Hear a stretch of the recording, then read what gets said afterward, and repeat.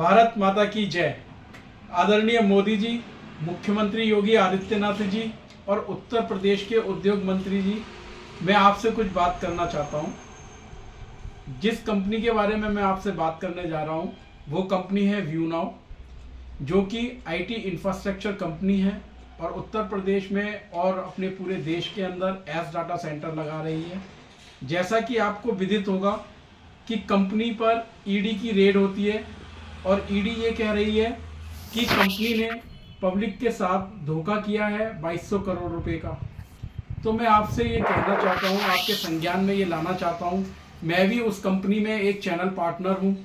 मैंने भी उस कंपनी में कुछ पार्टिकल लिए हैं जिसका कंपनी मुझे समय पर रेंट दे रही थी।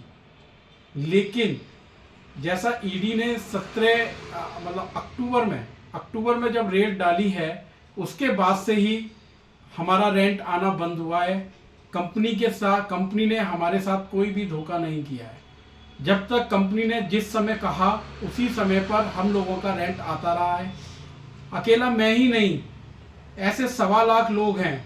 अगर आप उनसे भी ये बात पूछेंगे तो वो भी यही बात कहेंगे, और आप चाहें तो कोर्ट में भी हमें पेश कर सकते हैं और हम बता सकते हैं कि कंपनी ने हमारे साथ कोई फ्रॉड नहीं किया है।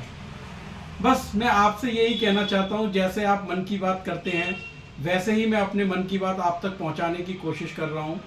ईडी कहती है कि हम पब्लिक को बचा रहे हैं, और मैं कहता हूं आप पब्लिक को बचा नहीं रहे हैं, आप पब्लिक को मार रहे हैं। उसका रीज़न है बहुत बड़ा, क्योंकि बहुत सारे लोगों ने लोन ले रखा है जिसकी किस्तें बाउंस हो रही हैं। और उसका बेसिक रीज़न क्या है? बेसिक रीज़न है कंपनी ने फ्रॉड के नाम पे जो कंपनी के अकाउंट बंद करे हुए हैं। तो ये समझने की बात है, और कंपनी का मालिक कोर्ट में, सुप्रीम कोर्ट में रिक्वेस्ट करता रहा कि हमारे अकाउंट सिर्फ ओपन कर दीजिए, मुझे लोगों का ड्यूज देना है।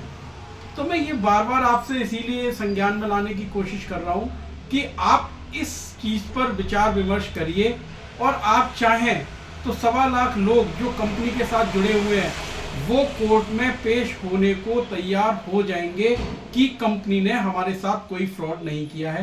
तो मैं यही कहना चाहूँगा, कोई छोटी कंपनी अगर बड़ा होना चाहती है और आप चाहते हैं, आपका विज़न है कि हमारी अर्थव्यवस्था नंबर 1 अर्थव्यवस्था बने, तो हमें इन चीज़ों पर बहुत बारीकी से सोचना पड़ेगा, समझना पड़ेगा, और उसको देखते हुए ही आगे काम करना पड़ेगा। मेरी आपसे करबद्ध प्रार्थना है कि आप इस मैटर को अपने संज्ञान में लाइए। इस पे जो कार्रवाई चलनी है कंपनी के ऊपर, उस कार्रवाई को आप करते रहिए। लेकिन जो 1 से 1.25 लाख लोग हैं जिसका रेंट और जो उनकी सिविल डाउन हो रही है, उनका लोन नहीं जा पा रहा है, तो इसको संज्ञान में रखते हुए कंपनी को हमारे ड्यूज देने दीजिए, और कंपनी की आगे की जो भी आपको कार्रवाई करवानी है, जो भी करना है, वो आप करते रहने दीजिए। तो मैं बस आपसे यही कहना चाहूँगा, 1.25 लाख लोगों की फैमिली, उनके रोजगार, उनके परिवार, सब पे बहुत बड़ा असर पड़ने वाला है।